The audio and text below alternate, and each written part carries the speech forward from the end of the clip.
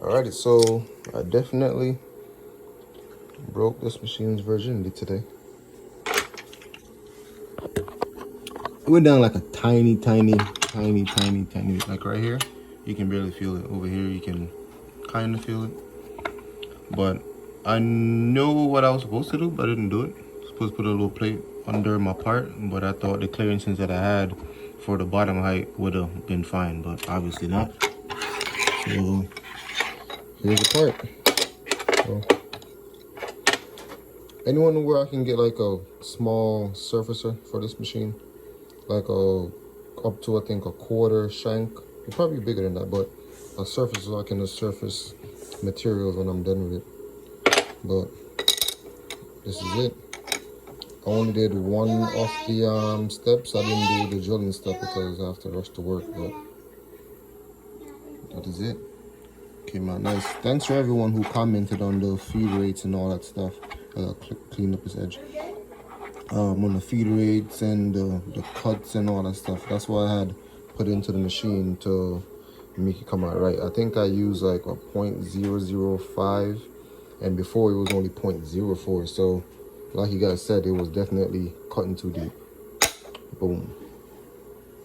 Oh, here's one right here.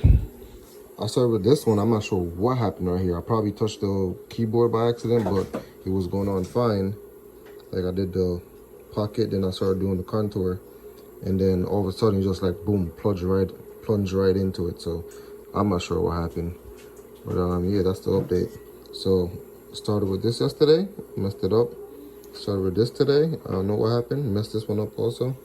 So you can see I didn't put a pocket in this one, so I just wanted to see if the G code was right. So I just did the whole contour. And I thought enough material was going to be left on it so I can do the pocket, but it wasn't so. So next time I'm do the pocket, do the holes, and then do the contour last, and I'm put a plate under the bottom and clamp it down to it.